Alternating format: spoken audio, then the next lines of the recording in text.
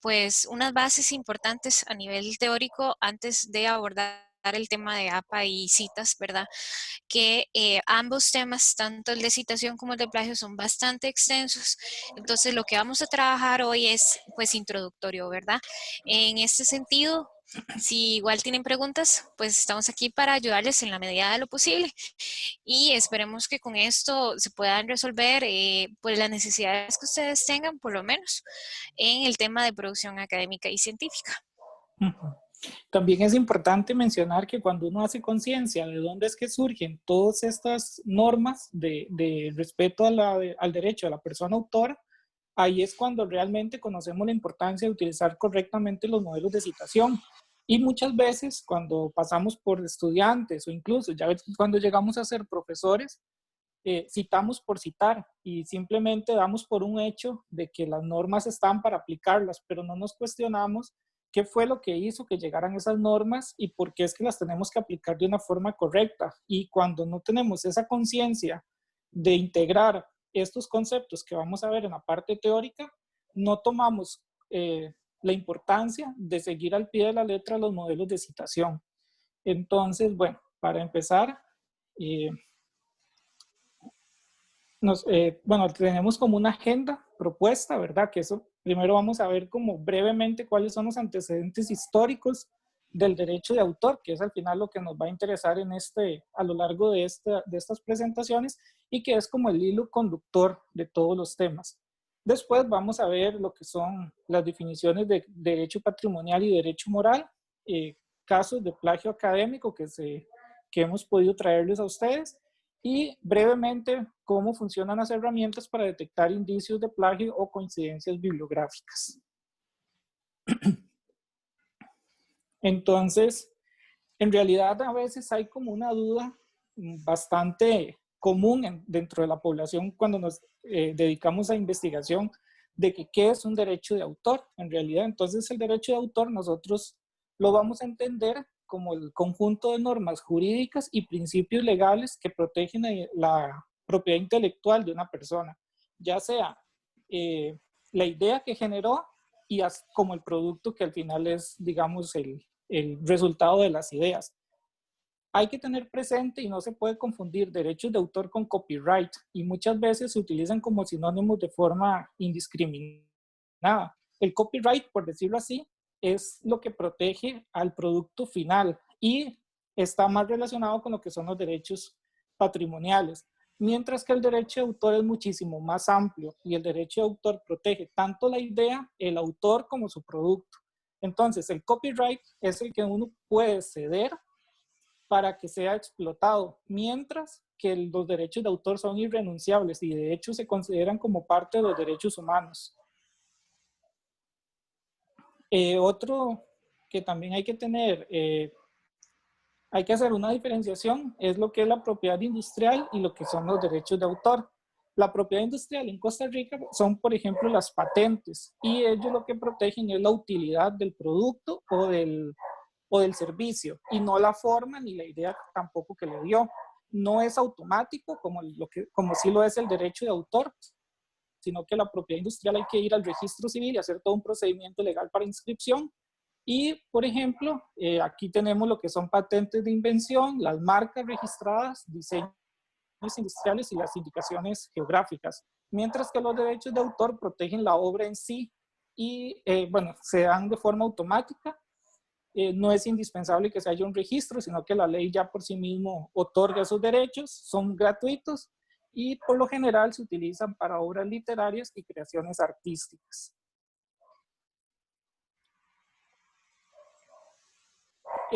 Brevemente la historia. ¿Dónde empiezan a hablarse ya de derechos de autor?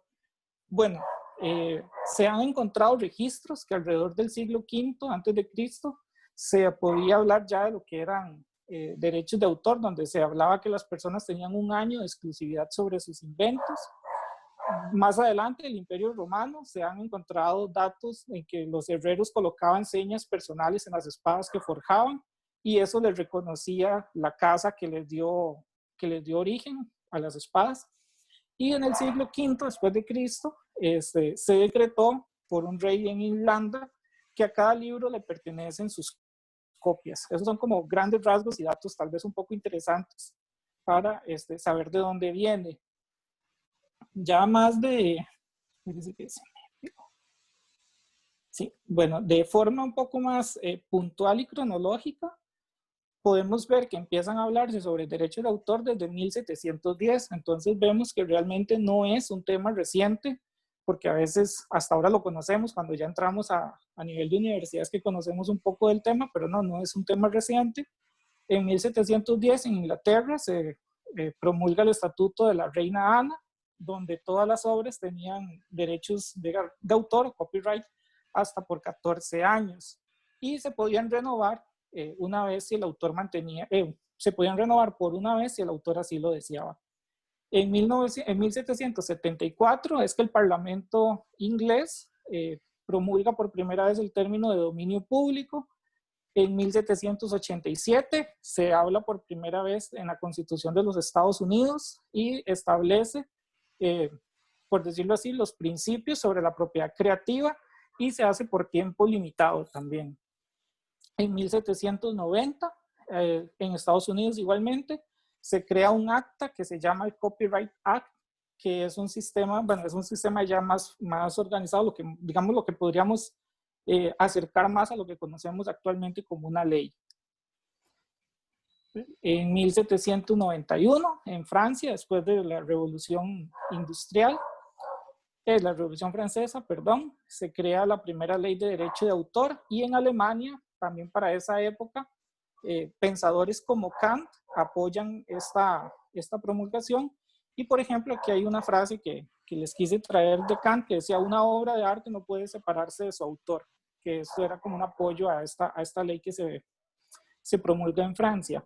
Y en 1886 se crea el Convenio de Berna, que va prácticamente a regir por 100 años, y es un tratado internacional que sienta las bases de lo que hoy actualmente son los códigos y las leyes de derechos de protección de autor. En Costa Rica, de forma puntual, en 1896 se promulga la Ley de Propiedad Intelectual, cuyo propósito era registrar los materiales creados por autores costarricenses y para que tuviera validez ese derecho tenía que haber un depósito legal en la biblioteca. En 1982 se crea la Ley de Derechos de Autor y Derechos Conexos. En 1996 Costa Rica firma el Tratado de OMPI, que está relacionado con los derechos de autor y este viene derivado del Tratado de Berna. Y en el 2003 la oficina, el Registro Nacional crea la Oficina de Consulta en materia de derechos de autor y obras conexas.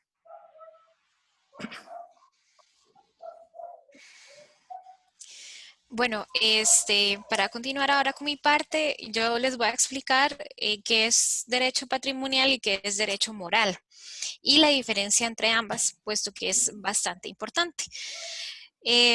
Cuando ustedes van a crear una obra o la crean en sí en general, tienen estos dos tipos de derecho.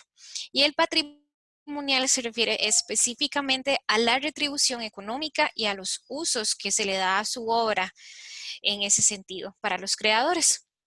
Y este derecho lo que busca es impedir que otras personas se aprovechen de lo que ustedes crearon para generar también otras ganancias, ya sean económicas o de otro índole. Entonces, en la siguiente diapositiva se puede ver cuáles son justamente estos usos que nosotros tenemos protegidos por medio de los derechos patrimoniales, que es la edición gráfica, la reproducción, la traducción, la adaptación, la comunicación al público, la disposición de estas obras al público y la distribución, entre otros usos. Estos son los principales. Entonces, estos derechos están protegidos, estos usos están protegidos por el derecho patrimonial que ustedes como creadores tienen sobre la obra. Y son protegidos por la ley en una cantidad específica de años, que ahora lo vamos a ver en un momento. Aquí quiero hacerles un paréntesis, una pausa importante, que vean cómo hice la cita de la Ley de Derechos de autores y conexos y vean que no sigue el formato de APA. Esto es un tema que también lo vamos a abordar la próxima sesión, pero es importante que ustedes sepan desde ahora que esto no sigue el formato porque APA no es una buena forma de citar en términos de obras legales o materiales de índole legal. No se usa del todo, no funciona para este tipo de información. Pero para que estén informados también desde ahora que igual entonces la citación se hace de forma que sea clara y ustedes puedan encontrar la información más adelante. Bien, siguiendo con la presentación, está el derecho moral, que es el que preserva el vínculo que une a la persona con su obra. Es decir, que se gestiona esta relación directa de que ustedes son los creadores de esa obra en específico.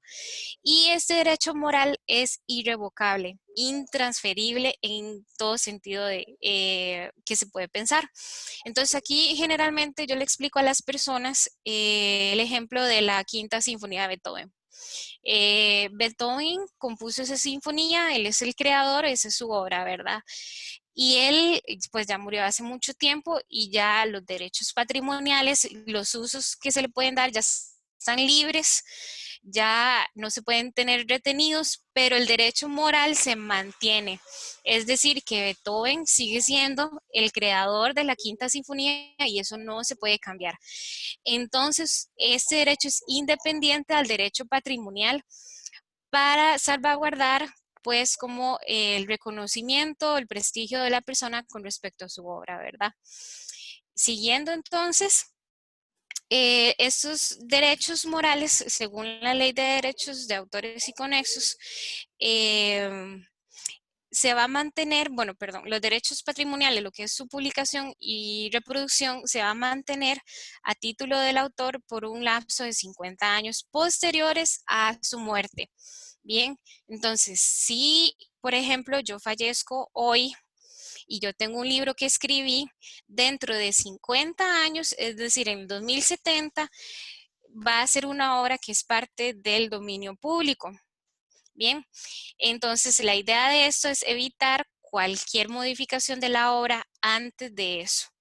Entonces, todo lo que va creando el ser humano va eventualmente en este proceso de liberación en el dominio público. Bien, en la siguiente diapositiva vamos a ver algunos ejemplos de derechos morales patrimoniales y casos, algunos de plagio, otros no. Bien, este primer ejemplo es el caso de Mickey Mouse. Yo sé que puede sonar un poco extraño, pero es todo un tema controvertido en lo que se refiere a copyright en Estados Unidos. Esta historia comienza cuando los derechos de Mickey Mouse iban a quedar libres en términos de derechos patrimoniales, es decir, que iban a quedar para dominio público, que es cuando ya las personas, cualquier persona en general, puede usar esa obra a su manera. Esto iba a suceder en los 80s, como en 1984. Entonces, la empresa de Disney decidió en 1976 comenzar todo un lobby político para que se extendiera este tiempo de, por decirlo así, caducidad de los derechos. Entonces, hicieron la suficiente presión para que se extendiera el lapso de los derechos patrimoniales y estos quedaron entonces para el 2003. En ese caso también, en los 90 decidieron hacer otro lobby político importante y se extendió todavía más el plazo al punto de que aún a la fecha los derechos de Mickey Mouse no están libres para dominio público, ¿verdad? En ese sentido, eso significa que en Estados Unidos todas las obras que se crearon, que puede ser como en los 40 aproximadamente, en adelante no han entrado en dominio público hasta el día de hoy. Todo lo que sea Star Wars, todo lo que sea de esas épocas, de los 70, de los 80, música, arte, películas, todo lo que se ha creado no está en dominio público. Y eso se le critica bastante porque el ser humano pasa por un proceso de crecimiento e innovación a nivel de conocimiento importante que es sobre todo basado en la posibilidad de tener acceso a estos recursos, ¿verdad? Si ustedes se dan cuenta, de hecho, toda la franquicia de Walt Disney, todo lo que son las películas clásicas, todos estos productos están basados justamente en historias de fábulas, de fantasía, que eran abiertas de dominio público para toda la sociedad. Entonces, es una crítica pues bastante importante que se le hace y es un ejemplo a nivel de derechos patrimoniales que ha afectado directamente al tema de innovación de conocimiento en esta región, ¿verdad? Ahora, el siguiente ejemplo es uno que es local. Si ustedes tuvieran por ahí un billete de 2.000 colones, lo pueden sacar. Esto va a ser pues, un proceso interesante porque resulta que hubo una polémica a nivel de plagio con respecto al retrato de Mauro Fernández en el billete de 2.000 colones. En este sentido, toda la historia empieza cuando el Banco Central decide usar este retrato que está en el Museo Nacional, si no me equivoco, para el billete de 2.000 colones, para el nuevo diseño que fue como en el 2010, creo.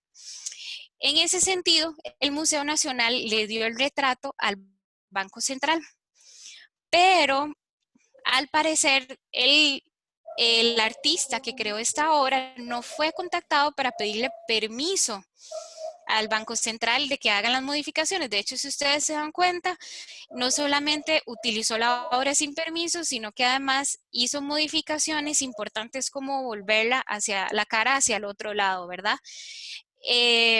Devolviéndose en esto, resulta que fue que el artista trabajó como museógrafo en el Museo Nacional antes, bastante antes, años bastantes, y dejó la obra ahí, pero no indicó si fue donado o si daba los derechos o cuáles derechos daba, no indicó absolutamente nada, no había ningún papel legal, no había nada indicado.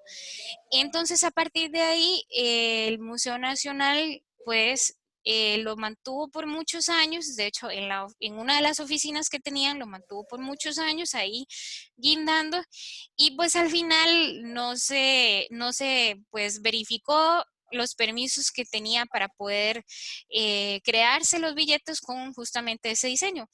Para terminar de contarles la historia, pues resulta que sí, el Banco Central llegó a un negocio con el artista, ¿verdad?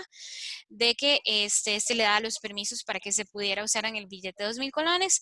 No tuvo que pasar por un proceso contencioso administrativo, que es el que generalmente pasa un problema de plagio, pero que sí él quería que se le reconocieran pues esos derechos, ¿verdad? De hecho, si ustedes se dan cuenta, tal vez alguno que conozca más nos podría corregir, pero a lo que tenemos entendido es que en Costa Rica no hay ninguna sentencia a nivel de plagio dentro de los tribunales porque siempre se ha llegado a pues una conciliación entre las partes. Bien, ahora seguimos con la presentación. Ahora, les voy a hablar de algo un poco más diferente, que es el concepto de autoplagio. Ese es un tema muy interesante porque cuando uno habla de esto con otras personas que tal vez no conocen tanto o que apenas están iniciando pues un proceso, no entienden cómo es que uno se puede robar a sí mismo la información. Yo, de hecho, he tenido estudiantes en la clase que me reclaman. Me dicen, profesora, yo no creo en ese término, uno no se puede robar su propia información. Pues entonces, aquí es donde viene una explicación pues bastante importante para todos. Y es que el autoplagio es un acto antiético cuando yo lo estoy haciendo para beneficiarme a mí misma, pero en detrimento de los derechos de los demás. En este sentido, hay un límite en que qué tanto me tengo que referir a mí misma y que cuando cruzo yo ese límite de cuándo debería indicar que yo ya esto lo tengo publicado y cuándo no. Bien.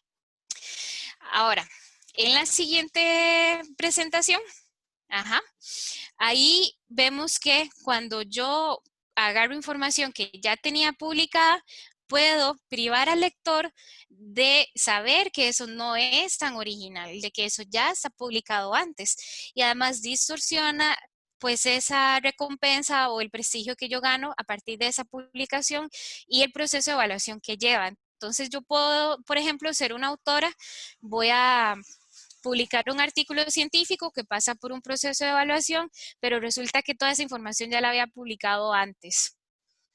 ¿Qué pasa? Que el editor no sabe eso, los lectores no saben eso, todos creen que eso es nuevo o novedoso, ¿verdad? Y original, cuando en realidad no es así. Entonces estoy generando beneficios a costa de un proceso de engaño hacia el público al Ujú. que estoy dirigido. Bien, entonces vamos a ver un ejemplo a continuación para que... Dani, tal vez, Ajá, sí.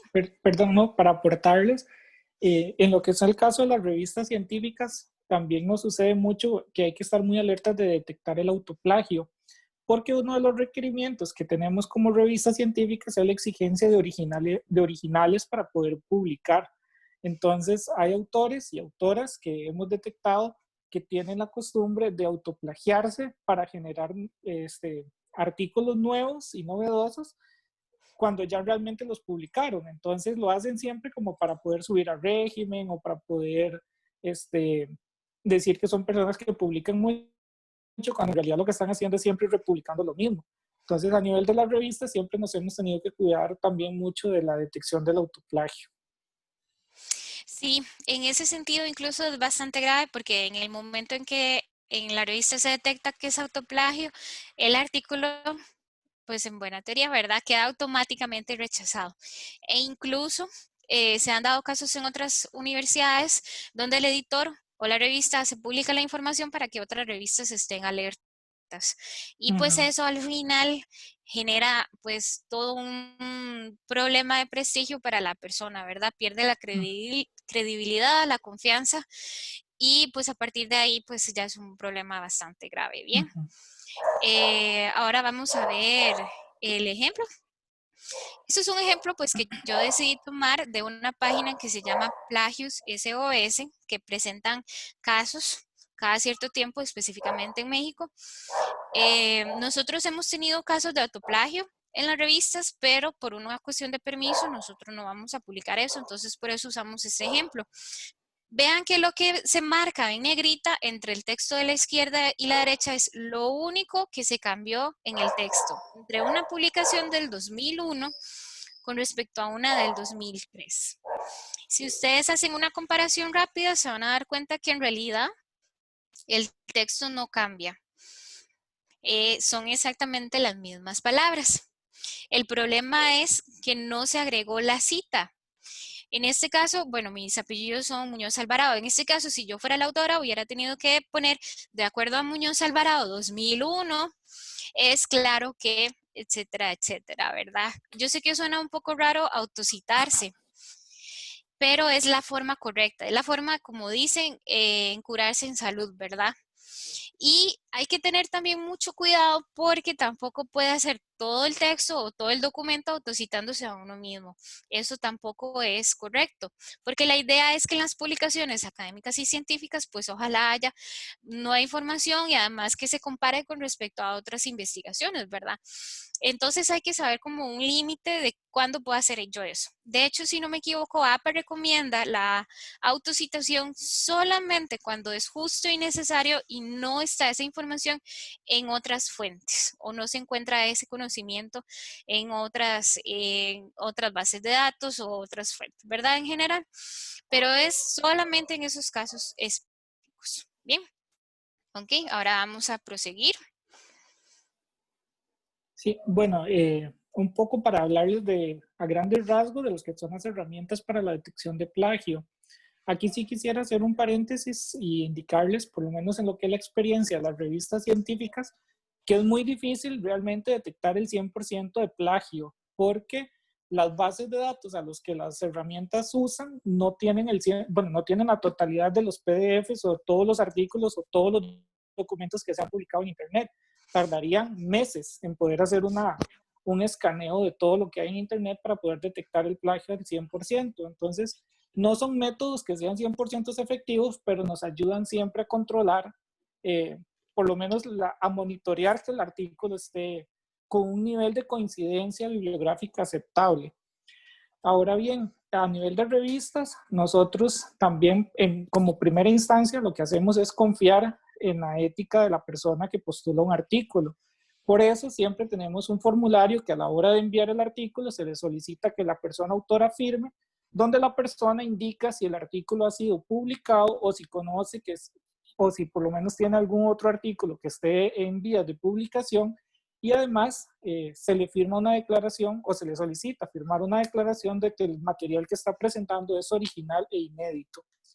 En ese sentido, si logramos nosotros detectar que eso no es así y la persona firmó ese acuerdo con la revista, las revistas científicas tenemos, en su mayoría tenemos políticas de ética y aplicamos los procedimientos que consideramos necesarios, ya sea solicitarle a la persona que cite el material que está presentando o bien hasta emitir una carta a la entidad o a la afiliación institucional de la persona autora para que ellos tomen las medidas del caso y nosotros pues obviamente retiraríamos el artículo del proceso editorial.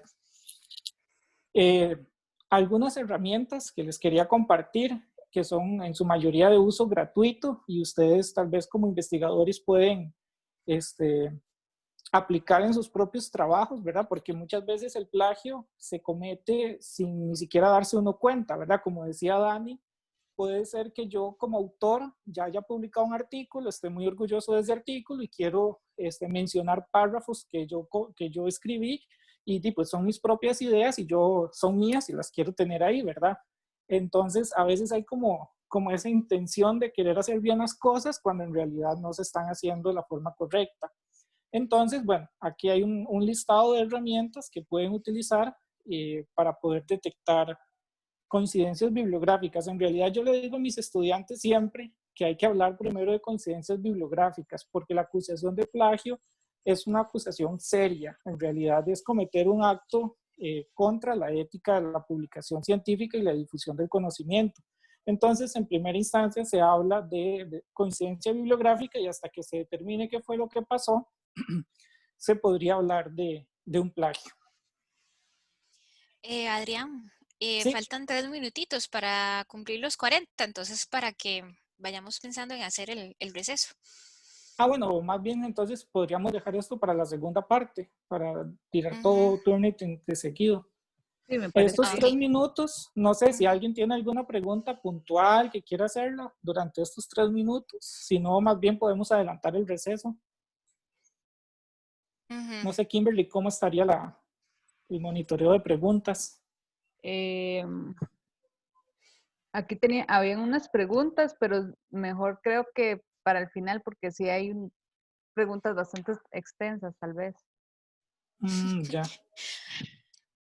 Ok, hay una pregunta de Nazaret Hernández en el chat, pero me parece que eso lo podemos explicar ahora en la parte de Turnitin, porque Turnitin tiene pues como sus cuestiones específicas en el que igualmente, como dice Adrián, puede ser coincidencia y no tanto plagio. Ok, Entonces, entonces, Entonces, ujú, 10 minutos, ¿verdad? sí, tomémonos un descanso de 10 minutos. Los invitamos a ver una sesión de pausas activas que les voy a proyectar acá. Si quieren estirar, vamos a estirar con un videito. Y pueden también ir a tomar café, a traerse un vasito con agua, a una pausa para ir al baño, como gusten. Vamos a tomarnos un descansito de 10 minutos. Entonces, Bueno, como les comentaba antes de la pausa, que espero que haya sido muy productiva, que hayan podido ir al baño, que hayan tomado café, los que pueden, o se hayan estirado un poquito, ¿verdad? Estas charlas virtuales son muy interesantes, pero al no estar tal vez tan cómodos como serían las sillas de un auditorio que están pensadas para que las personas estemos ahí 1 hora, hora y media, y muchos tal vez están en sus casas, en la cama, o están en una silla con un respaldar un poco difícil de tratar para la espalda, se vuelven charlas pesadas. Entonces, tal vez por eso es que mi compañera Daniela y yo hemos tratado de hacerlas un poquito cortas y hacerlas en 2 charlas, porque nos parecía que era más productivo y no es tan cansado como estar uno en la casa escuchando por el audio de la computadora y viendo ahí cómo pasan las diapositivas. Entonces, bueno, esto es lo que nos toca, la nueva normalidad, como le dicen ahora, ¿verdad? Y es la realidad de nuestras generaciones, vivir el tiempo de la virtualidad de una forma forzada. Entonces ahí disculpen todos los inconvenientes técnicos o si algún tema se ha visto de forma rápida, lo podríamos retomar en la sesión que sigue, que para eso también la pensamos de esta forma. Entonces, sigamos de momento con la charla.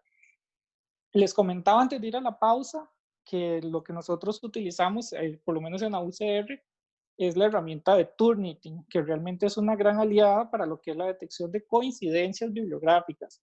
Muchas veces las personas piensan que el número o el porcentaje que Turnitin nos va a dar como resultado de un escaneo es plagio, y no, no es plagio, es simplemente una coincidencia bibliográfica que hizo el software con otro documento.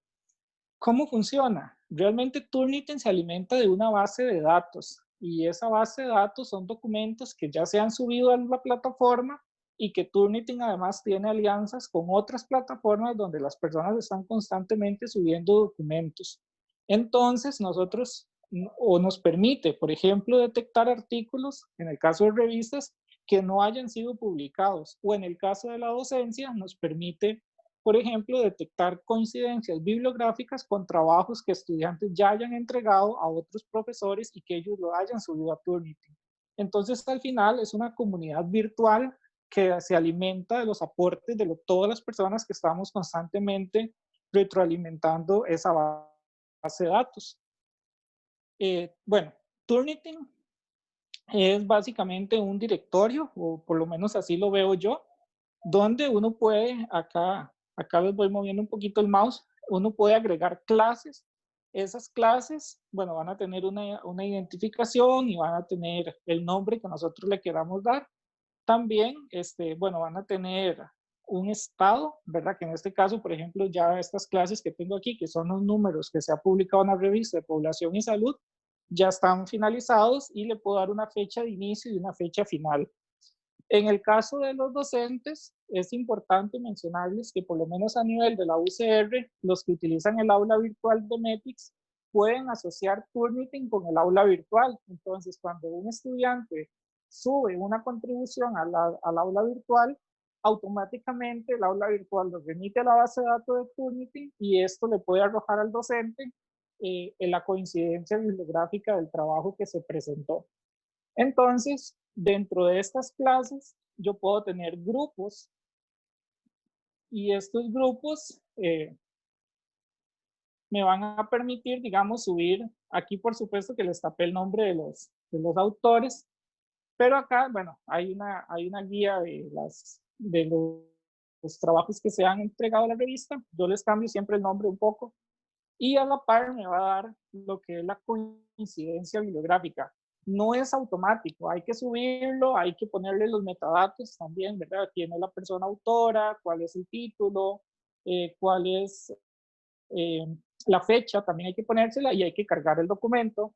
Y después de esto, vamos a tener que esperar un periodo ahí, un poquito de tiempo, para que el software haga un escaneo y después nos arroje la coincidencia. Yo les traje, voy a dejarles de compartir un momento la pantalla para enseñarles un documento,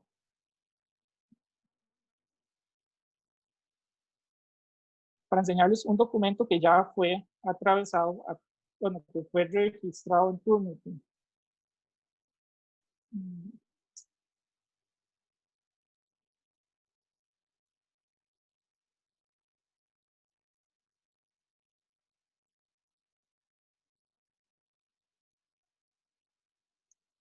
Bueno, en este caso es un documento que fue presentado. Es un artículo que tiene un alto grado de coincidencia bibliográfica.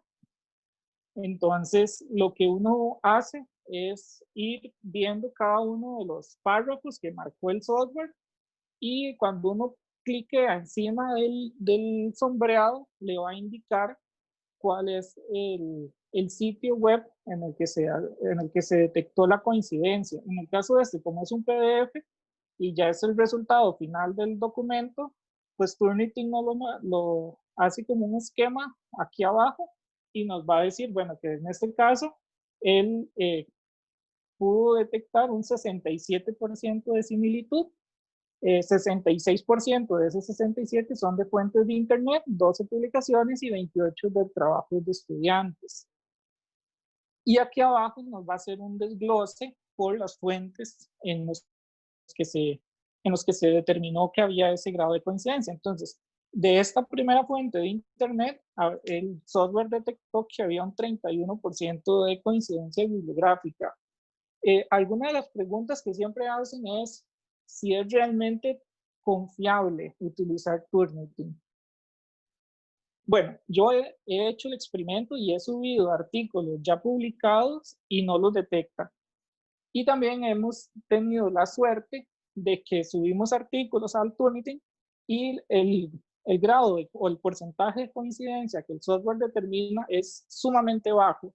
Y cuando hacemos un escaneo en Google, se detecta el artículo publicado en otra revista o en otro sitio y Turnitin no lo detectó. Entonces, bueno, aquí es como que hay que confiar porque es como lo que tenemos y no siempre es 100% confiable, pero sí ayuda bastante, ¿verdad? En este caso, por ejemplo, sí nos ayuda a determinar este artículo.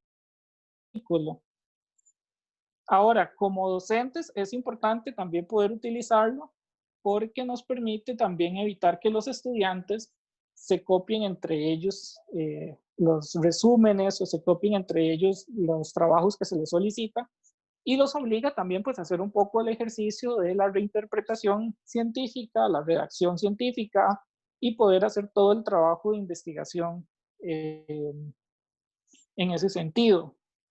Dani, yo no sé usted también que utilizó.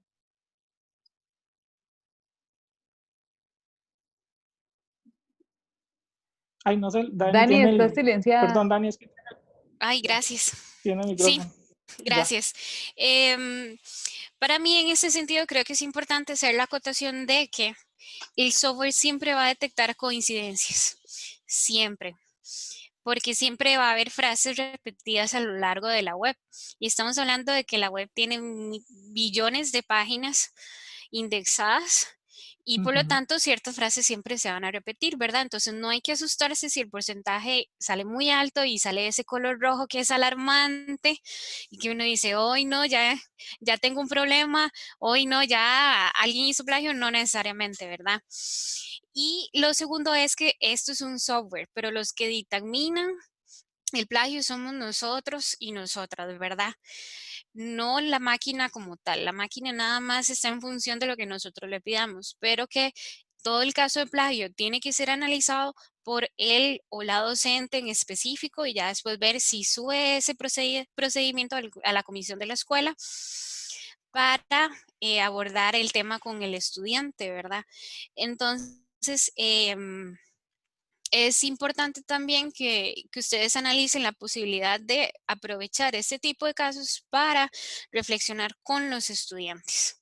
A mí me hace mucha gracia porque cuando yo trabajaba con estudiantes de primer ingreso, yo les ponía el informe de Turnitin y todos decían que era plagio y que debería sancionarse y que eso es una falta de ética y todos caían, ¿verdad? De buenas a primeras. Y después yo les explicaba, bueno, ¿y qué pasa si en realidad resulta que este caso en específico era un artículo que se había subido por otra profesora en otra clase de Turnitin, por ejemplo? ¿Cómo harían ustedes? ¿O qué pasa si en realidad es un artículo que yo ya había publicado, pero nada más quise probar el software, ¿verdad? Todos los casos de plagio en sí traen un nivel de complejidad. Lo más difícil de detectar en el plagio no es necesariamente la copia textual, sino las intenciones de la persona, ¿verdad? Sobre todo a nivel de estudiantes, puesto que la familiaridad que ellos tienen con el tema de plagio tal vez no es tan amplio como el de un investigador o investigadora, ¿verdad? En ese caso, ahí sí hay que hacer la distinción de que por ley no se puede aducir a falta de conocimiento, ¿verdad? Ujú. Para ningún delito del todo. pero que entendamos también que los estudiantes pasan por un proceso, ¿verdad?, de aprendizaje y a veces llegan a incluso al nivel de licenciatura y nadie se ha sentado a explicarles esto como debe ser. Entonces, aprovechemos más bien estas herramientas como recursos de didáctica, de aprendizaje para todos nosotros también, ¿verdad? Y dejar en claro bastante a los estudiantes de por qué esto es un problema como tal. Entonces, estas son mis recomendaciones específicas para Turnitin.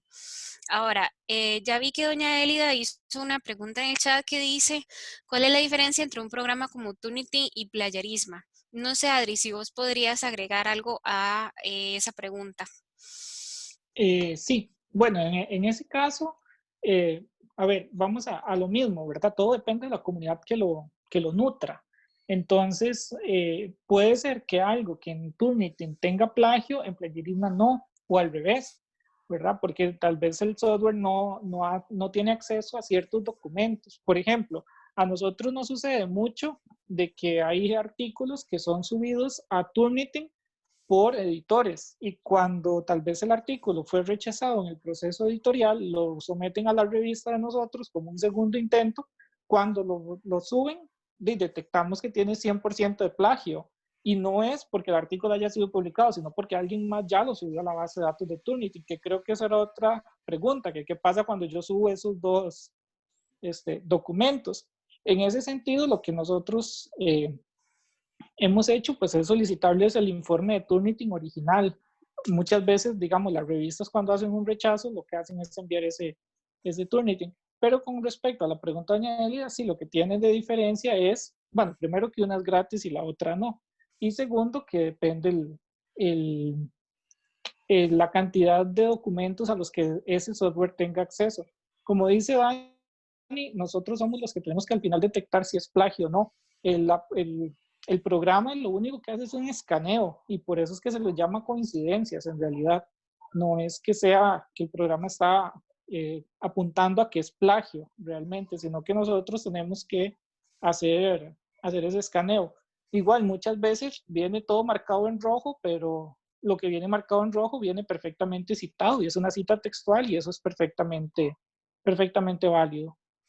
Uh-huh. Sí. Hay otra pregunta acá de Nazaret, dice que si yo utilizo una herramienta de esas y luego el documento vuelve a pasar por una revisión, no me lo tomo como ya registrado. En realidad sí, bueno, creo que mejor responden ustedes. No, Ya le iba tranquila. ya le iba a responder yo. Yo No, creo no, que tranqui. sí, porque eso es una base de datos, ¿verdad? Entonces, le va a detectar el documento en algún lugar como ya publicado.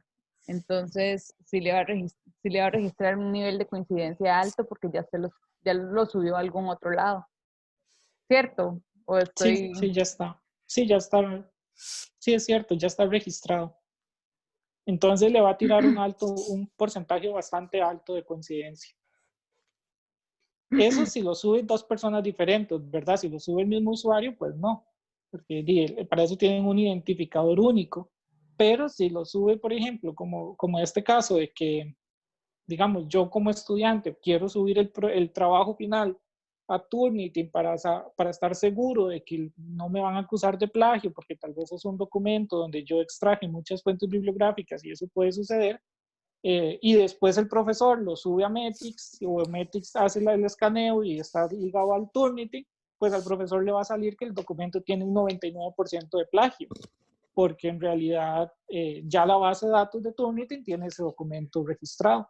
Pero como les digo, se han dado casos incluso cuando hay artículos viejos, por ejemplo de la revista del año 2009 por ahí, que no estaban en Turnitin y yo lo subo a Turnitin y me sale 0% de coincidencia. Y ese 0% no es real porque ya el artículo está publicado, debería ser 100%, ¿verdad? Porque yo lo estoy tomando tal cual y lo subí a Turnitin. Pero entonces esas son las pequeñas pulguillas que tiene, o los pequeños, digamos, desventajas que tiene el programa. Sí, yo quiero agregar ahí que es por eso que siempre es importante no depender al 100% del programa o del software que estén usando. Y lo mismo pasa cuando se trata de hacer citas, si ustedes van a usar un software para crearlas, ¿verdad? Ujú, Siempre puede haber un error, pero no vamos a ser capaces de identificarlo si no nos damos cuenta, si no hacemos la Ujú, revisión adecuada, ¿verdad?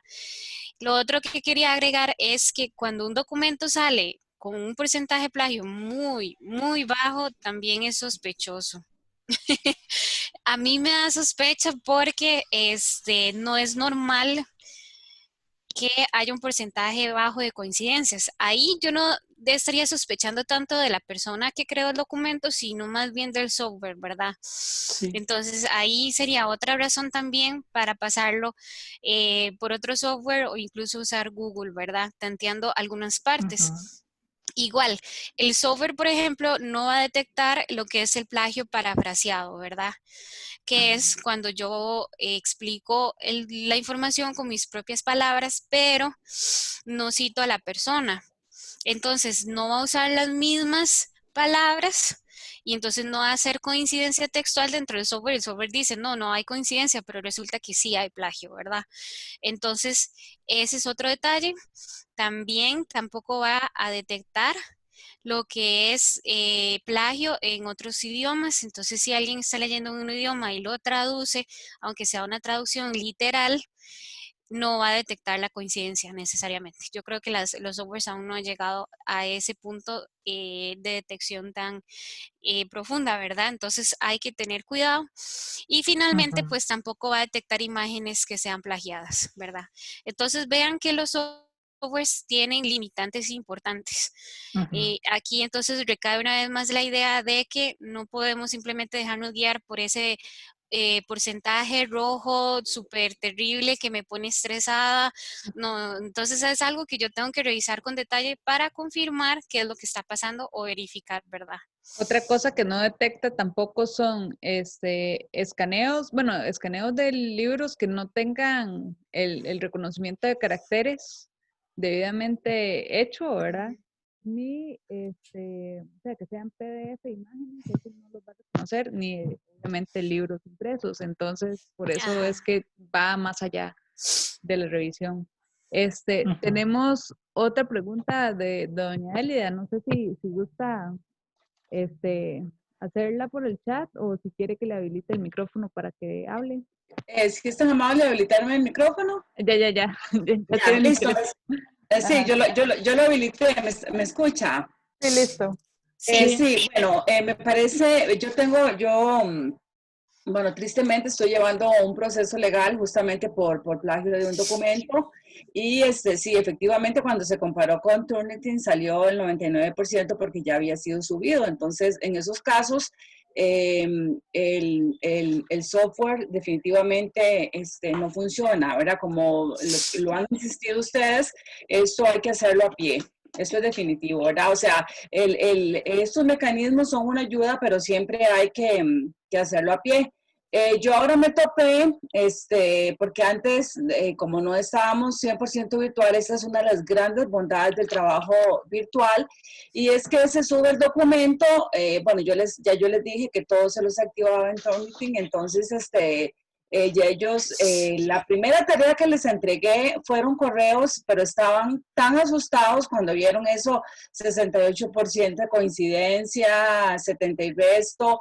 Entonces, me doy cuenta que los estudiantes están llevando sus cursos, pero que no les están, eh, digamos, no les están revisando esta cuestión del plagio, ¿verdad? Entonces, yo no sé, porque yo creo que si nosotros estamos subiendo información a un medio donde tenemos grandes ventajas, porque la información queda ahí, tanto la que sube el estudiante como la que subimos nosotros, sí definitivamente corroborar el plagio y ver la forma correcta de citar y de referenciar, yo creo que ya no es una actividad opcional. Lamentablemente en los cursos no se viene dando y entonces de repente recibimos un grupo en donde están muy asustados, les provoca mucho estrés y la citación no puede obviarse ni siquiera en el primer curso que lleva el estudiante, ¿verdad? En todos los niveles hay que trabajar en eso. Entonces, no sé si es que no se está dando la capacitación, si es que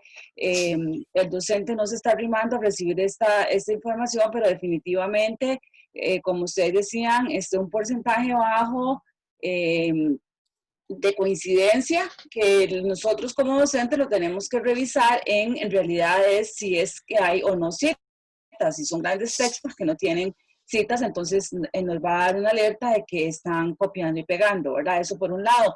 Entonces, no logramos mucho si durante los cursos no insistimos en que se debe de citar y referenciar porque en algún momento esto va a salir, ¿verdad? Entonces, yo no sé qué estará pasando porque lo que quiero decir es que cuando pasamos a un medio que ya es virtual, donde todo queda registrado en un sistema, si nosotros estamos dejando pasar todo esto en algún momento se va a evidenciar. Y también quería preguntarles, porque la pregunta con estos dos software es que yo supongo que plagiarismo es, ¿verdad? Sí. No sé por qué me suena que es más específico, ¿verdad?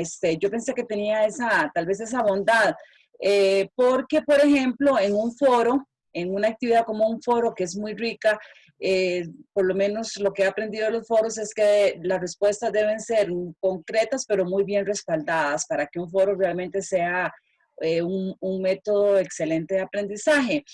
Y entonces yo pensaba, cuando vi que tenía 2000 caracteres, porque normalmente lo recomendable es pedirle al estudiante no más de 500 palabras. Supongo que cada carácter a lo que se refiere es a una palabra. Entonces me parecía que es muy adecuado para, por ejemplo, para los foros, ¿verdad? Utilizar esta herramienta porque, como les repito, esperaríamos intervenciones de los estudiantes varias veces en un foro, pero tal vez no con más de 500 palabras y bien respaldado para que el foro realmente tenga un alcance como se esperaría para hacer una evaluación tipo examen por medio de un foro, ¿verdad? Esa era Sí. mi observación. Gracias. Tal vez ahí para darle como un tip de docente, cuando uno también quiere buscar coincidencias bibliográficas, por ejemplo en Google, una buena práctica es encerrar el texto entre comillas. Y eso, cuando usted lo cierra entre comillas y lo pone en el buscador de Google, automáticamente el algoritmo de Google empieza a buscar coincidencias bibliográficas de ese trabajo. Entonces es bastante preciso. Incluso, como le digo, es más exacto. Incluso yo he podido detectar artículos que en las revistas se han dictaminado con poquito nivel de coincidencia bibliográfica, los he podido encontrar en Google. O sea que va un poquito más allá que Turnitin. Lo que pasa es que hay que hacerlo a pie. Ese es el pequeño problema, ¿verdad? Entonces habría que agarrar cada uno de esos trabajos, o por lo menos donde yo tengo sospecha, y subirlo uno por uno a Google. Entonces es una herramienta bastante buena, pero tiene esa limitante que es muy lento. Pero se podría, perdón, se podría tomar el pedazo que se quiere, entrecomillarlo y subirlo y ya de una vez el sistema le va a detectar, a veces por la redacción, o sea, usted ya va conociendo al estudiante su capacidad de redacción y de repente vemos una redacción que se sale como de lo común, ¿verdad? Entonces ya una tiene sus sospechas, ¿verdad? Entonces, de hecho, ajá. Sí, de hecho, en esos casos es en los que es perfecto usar Google. Ok, muy bien. Porque tienen más, digamos, tiene una base de datos muchísimo más amplia que todos estos software. O sea, muchísimo más amplia. Prácticamente ahí sí usted estaría buscando en todo el Internet alguna coincidencia. Mientras que Turnitin y los otros, pues son en como les decía al inicio, es una comunidad que los va nutriendo. En algún momento, pues serán pero muy buenos. Pero de momento, mientras usted hablaba, ¿verdad?, de que esto tenían que enseñarlo y demás, bueno, hay un cambio generacional, es todo un proceso de educación y de cambiar también un poco la cultura, porque, por ejemplo, a mí no me enseñaron a escribir de forma científica hasta que llegué casi que al último año de la carrera. O sea, antes de eso eran pues trabajitos muy light, aquí todo muy sencillo, los profesores esto de plagio nunca lo mencionaron tampoco. O sea, yo me acuerdo que ya estaba yo como en tercer o cuarto año del bachillerato cuando medio mencionaron en la universidad la campaña antiplagio y nosotros no sabíamos, pero como bien lo apunta usted, es todo un cambio generacional. Y en ese mismo sentido, de verdad, de tomar la importancia de lo que es respetar la autoría o lo que hemos visto en esta charla, los derechos de autor, la autoría, la personalidad de la creación de una obra, es que queríamos hacer como este primer acercamiento reflectivo para que supieran más o menos la importancia de reconocer la creación previa o la creación de otra persona. Y ya la otra semana, bueno, o cuando nos vemos, yo creo que la otra semana, ¿verdad, Kimberly? No, dentro de 15 días. Dentro de 15 días que nos vemos y vamos a poder confrontar los diferentes métodos de referencia, vamos a poder verlos desde un punto de vista completamente distinto. Porque, por ejemplo, cuando yo empecé a citar, ¿verdad? En los trabajos, uno simplemente utilizaba las herramientas de de Word para hacer las citas y las referencias. Y bueno, ya hoy por hoy muchos utilizan Zotero, utilizan Mendeley y demás. Pero cuando ya uno ve la esencia de cada una de las referencias y los elementos que componen cada una de las listas de las referencias, ahí es donde uno se da cuenta que estas cosas que estamos hablando hoy, ¿verdad? De respetar el derecho, de citar, de la correcta citación, es donde se ve la contribución de cada uno de nosotros, porque en realidad nosotros no podemos ir a cambiar las leyes así porque así, pero podemos hacer o respetar la referencia y eso a la vez estar respetando los derechos de autor. A mí hay un pensamiento que me gusta mucho que una vez leí en una tesis que decía que la correcta citación es un acto de generosidad con el autor. Entonces, yo como editor siempre soy muy necio en que todo vaya bien citado y que las citas vayan bien hechas, porque eso es lo que me permite a mí contribuir a ser generoso con las personas que ya tuvieron años de trabajo, tuvieron mucho tiempo para hacer estudios y que hoy por hoy se les está reconociendo su contribución a la ciencia. Entonces, eso, en ese sentido, es lo que vamos a ver la próxima semana. ¿Y qué piensan ustedes con respecto a los metaanálisis, que en algunos casos son que se están poniendo muy de moda y por lo menos me gusta mucho porque en un solo artículo de revisión, por ejemplo, tenemos, digamos, la línea de investigación que se va en un campo X y entonces es muy bueno leer esos artículos. No necesariamente es estrictamente un artículo de revisión, pero porque más que todo lo que hace es recoger información de diferentes trabajos y según, digamos, para los cursos, a veces son muy ricos porque un solo artículo de estos da mucha información sobre un tema, ¿verdad? Y muy reciente además y con mucha referencia, etcétera. Y obviamente que si yo tomo un análisis de estos o un artículo de revisión, el porcentaje de coincidencia va a ser altísimo en comparación con un artículo original, Sí. porque los resultados y parte de la metodología no van a ir muy referenciados, entonces hay una enorme diferencia, pero el estudiante tampoco reconoce mucho estas diferencias y a mí me parece que es importante que ellos los conozcan, ¿verdad? Entonces también va la otra intención que, o que por lo menos les dije desde el inicio, así casi que vehemente, de que estas actividades se hagan con los estudiantes y ojalá antes de iniciar el próximo ciclo, ¿verdad? Yo sé que es mucho pedir, pero el asunto es que empezar por hablar de plagio, por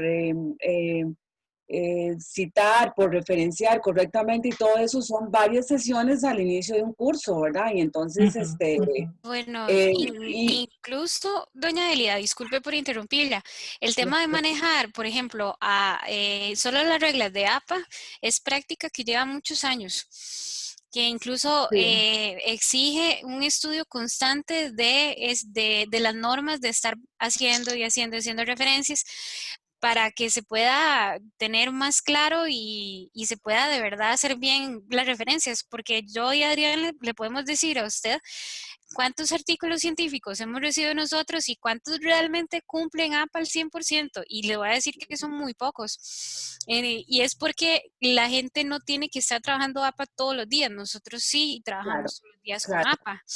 Entonces, en esa parte es incluso todavía más complejo trabajar con el estudiante si no solamente ningún profesor lo está trabajando, sino que si hay uno que lo trabaja, en realidad los demás no lo hacen y por el resto de los cursos, hasta finalizar la carrera, nadie al final le pidió APA, ¿verdad? Y también viene la complejidad de evaluar APA. Porque entonces, si vamos a evaluar el tema de plagio, tenemos que evaluar el tema de citas. Y si vamos a evaluar el tema de citas, tenemos que evaluar el tema de APA. Y no todos los docentes están capacitados para evaluar APA. O cualquier otra referencia, ¿verdad? Cualquier otro sistema. Entonces, pero entonces, ¿cuál es la recomendación? Porque estamos primero que todo estamos cambiando. Yo tengo tantas dudas y perdón que sea en la charla, pero es que es parte de, porque yo no sé. Está súper bien. No sé cómo, y me da mucha pena porque los demás compañeros y compañeras tal vez no están tan preguntones, pero bueno, es un tema que evidentemente me apasiona, que lo considero absolutamente necesario. Entonces, eso que usted decía, y es una realidad, ¿cómo es que se lleva hasta 5 sesiones solo para iniciar la elaboración de trabajos y que esto se pierda en el siguiente curso y en el otro porque no se le da el seguimiento? Ustedes me dicen si es que estoy equivocada, pero tenemos permiso los docentes de pedirle al estudiante informes de laboratorio, proyectos finales de los cursos, propuestas y todo lo que ustedes quieran, aunque nosotros sabemos y estamos leyendo que el estudiante no está citando. O sea, yo como docente puedo dejar pasar eso porque ustedes me entienden que no incomoda. O sea, no trabajar con citación, eso no incomoda. Yo puedo avanzar en el curso muy rápido, pero son semanas de trabajo y son correos, como les digo, con solo les dije, les voy a subir, les voy a pasar los trabajos por Turnitin para que el sistema les vea y me va a dar. Y cuando ellos vieron que era 86% de coincidencia, inmediatamente tuve que responder ese día no sé cuántos correos y ya después subir a mediación. Sí, entraron en crisis. Entraron en crisis, un mensaje enorme indicándoles que yo les estaba pidiendo más bien documentos muy bien referenciados y que entonces no se asustaran porque en ese caso no quería tanto el aporte de ellos, sino que me evidenciaran que habían revisado y entonces era muy normal para mí que tuvieran un 86% de coincidencia. Pero entonces se vale que este gran esfuerzo que estamos haciendo, yo tengo 4 grupos de primer ingreso, que esto se pierda o se diluya a lo largo de la carrera, porque yo sé que trabajar con las normas de citación es un proceso bien tedioso y hay que estar semestre a semestre. Por ejemplo, ¿cuánto me costó interiorizar que ya no se usaba I, sino que ahora se usa esa letra que es como una S, ¿verdad? Que significa I. Hasta hablé con el editor de la revista Biología Tropical para decirle por qué. Si usted me enseñó cuando me dio los cursos y me dijo que esto no, porque era español y ahora usted mismo lo está aceptando. Entonces ya me dio toda la explicación de por qué eso se da. Sí, en ese sentido. El ampersand, exacto. Pero entonces eso significa que tenemos que estar, o sea, constantemente yo trato de estar al día con la literatura, leyendo, viendo las revistas, qué va apareciendo, qué va. Entonces, eso yo creo que está muy bien, doña Elida, porque es que el docente se ve, si el docente se sienta bien a pensar las cosas, se va a dar cuenta que es un vacío importante y que debería sacar ese tiempo para estar al día y poder enseñarle ojalá a los estudiantes esa información, pero yo le digo que hay una falta de cultura de citación y derechos de autor a nivel académico en este país. Y se lo digo por la experiencia que yo tengo en el Ministerio de Educación Pública, porque es un tema que no se aborda con los estudiantes en el colegio. Entonces llegan a las universidades con 0 bases para un tema de este tipo, que debería trabajarse incluso desde la escuela, ¿verdad? Ustedes se imaginan en mi caso tener 4 grupos de primer ingreso, pasar de la noche a la mañana al trabajo virtual y haber tenido que hacer con los 4 grupos todo este proceso. Dígame si por eso es que nosotros, yo siento que 3 veces es poco lo que se nos ha intensificado el trabajo, pero yo no puedo, no sé cómo hacer para ponerles que me hagan una introducción a un informe laboratorio y una discusión donde no haya una sola cita, por ejemplo, porque yo Tendría sé que que... está mal, y yo, no, y yo soy, sería cómplice de ese mal Ajá. trabajo que está haciendo el estudiante. Me siento terriblemente responsable, pero creo que perdón, pero no hay un seguimiento en la institución para decirle a todos los docentes, esta es la línea y por aquí va, que en ese sentido es Sí, muy diferente con la UNED. Usted lleva un curso en la UNED y ya todo el mundo parte de que si usted no citó y no referenció, está en un problema y muy grave, ¿verdad? Ya es como una cultura. Y otro aspecto muy importante es que se dice que la educación a distancia, y ustedes me corregirán, que tienen un montón de bondades, pero dentro de esas, los cursos tienen que ser menos intensos. ¿Por qué? Porque toda esta revisión, todo es a distancia y yo tengo que estarle comunicando al estudiante posiblemente de forma escrita en la mayoría de los casos, entonces requiere muchísimo tiempo. Pero yo no veo que haya alineamientos de la universidad donde vamos a iniciar un segundo semestre donde se permita, por ejemplo, bajar los contenidos, porque yo creo que para poder hacer la revisión y los trabajos como tienen que ser, la intensidad tendrá que bajarse porque ya este nivel no podemos seguir un segundo semestre. Entonces, no. Y además para los profesores es muy desgastante. solo imagínense, o sea, A mí me ha pasado como profesor, digamos, que para poder Ujú. abarcar los cursos he tenido que aprender de edición, de diagramación, de diseño gráfico, de postedición en audio. bueno, y, y además de eso, he buscado literatura donde dice que más de 20 minutos un estudiante no se va a concentrar viendo un video. O bueno, ayer, entonces, el viernes nos dijeron en una charla en METIC, no sé si ustedes la escucharon, las clases sincrónicas no más de 50 minutos. Por eso ahora que ustedes no mandaron al receso no me extraña, porque eso es lo que están recomendando. Y por otro lado, los estudiantes piden que usted esté muchas horas en contacto, a pesar de que ya sabemos que esto los va a cansar y no va a ser el mecanismo de aprender.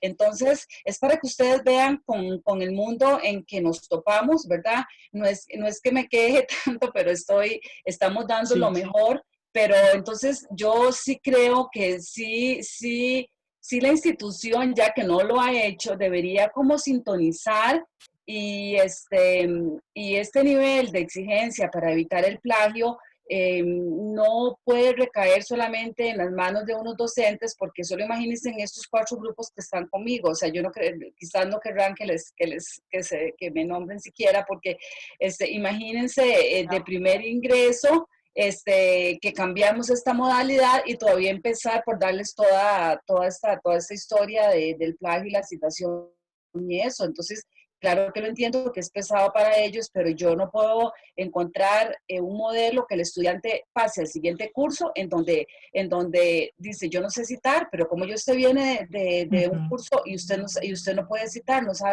sabe referenciar, esa es mi gran inquietud.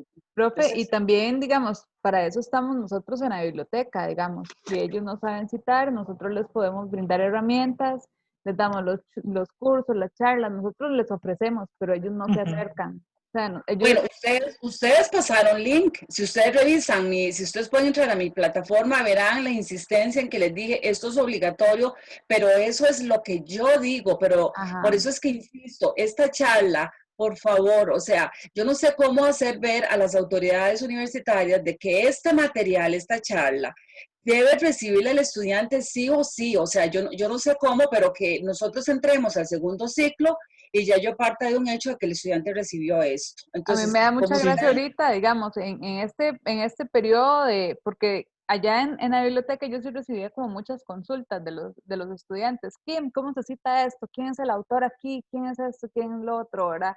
Pero, ahorita, digamos, sí, sí me mandan mensajes por WhatsApp o incluso en Instagram me ponen, ¿cuál es el autor aquí? ¿Cómo hago para citar esto? Pero no son todos, ¿verdad?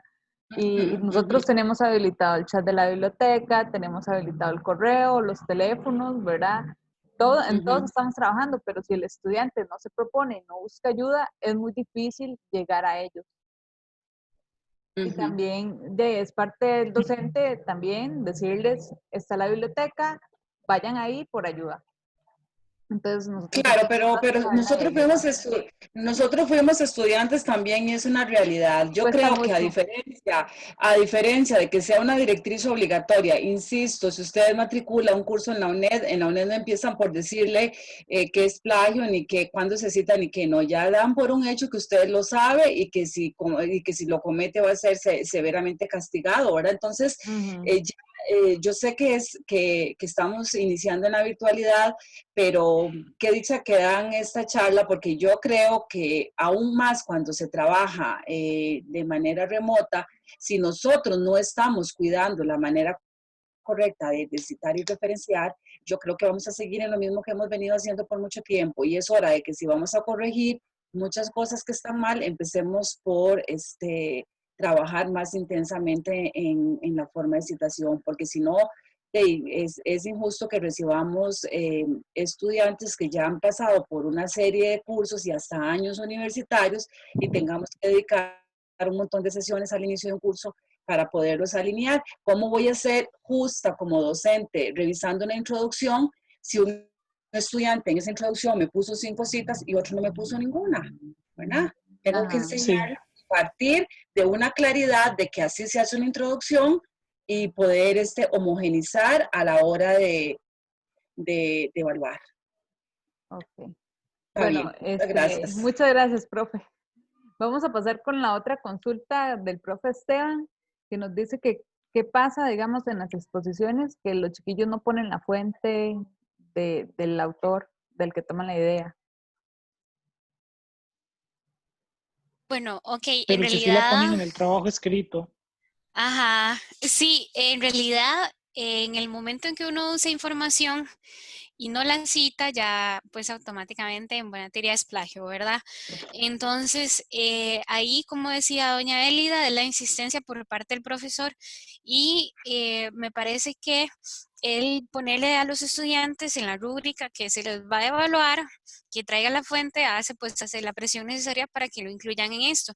Ahora, la cuestión aquí es entender que hay que manejar con cuidado cómo se les va a pedir a los estudiantes, porque, bueno, generalmente las ciencias sociales que trabajan con APA, mucha gente no entiende que APA se creó para artículos científicos y que por lo tanto en otros formatos no se adaptan tan bien, como vieron ustedes ahora en la presentación que citamos a la Ley de Derechos de Autor y en ese caso y en otros también no responde necesariamente, APA por lo menos no responde de manera ideal a lo que son presentaciones visuales. Vean que son dos tipos de formatos muy diferentes. Una cosa es un artículo científico y otra es una presentación de PowerPoint o una presentación visual. Vean que los objetivos de estos dos documentos son distintos y como las presentaciones intentan explicar información de una manera puntual y lo más visual posible, la referencia lo ideal sería es que responda a esta presentación. Entonces yo les diría que a la hora de evaluar PowerPoints no sean tan exigentes con las normas, porque no se puede seguir.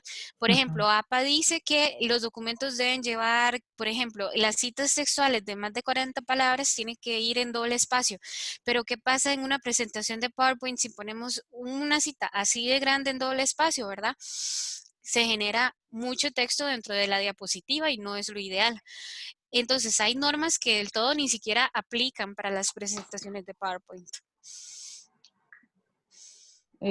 Había otra pregunta de doña Elida sobre las TFG.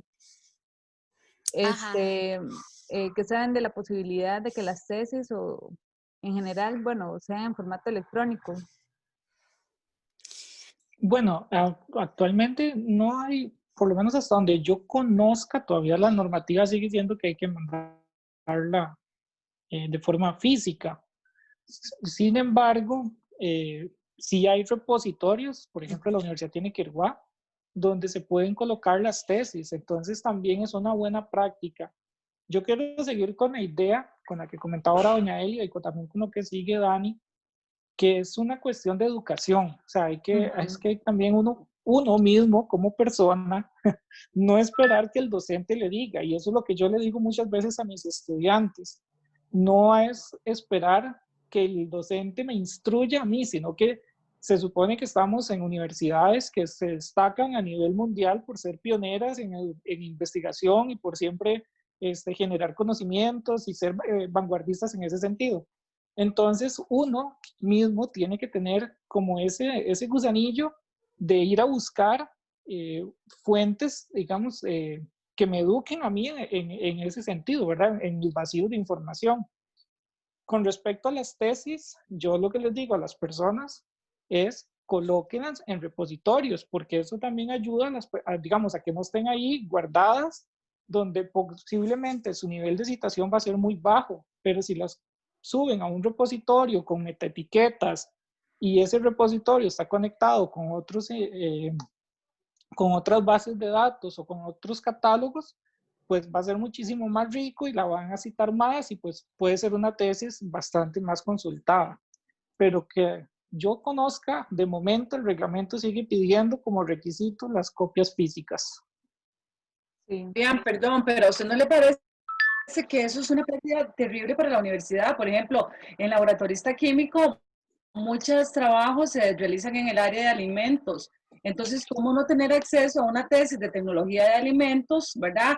Si tenemos tesis de casi cualquier universidad del mundo que podemos bajar, por ejemplo, en ProQuest y que nosotros no podamos tener acceso como estudiantes y docentes a los trabajos que hace la misma universidad. Y estoy pensando Sí, ahora en que vamos a no presencialidad el segundo semestre. Puede ser un trabajo buenísimo, indispensable para estudiantes y, y que no lo tienen que ir a San Pedro o hacer el trámite a Tacares, pero eso implica un desplazamiento cuando podemos bajar sí, tesis. sí, sí.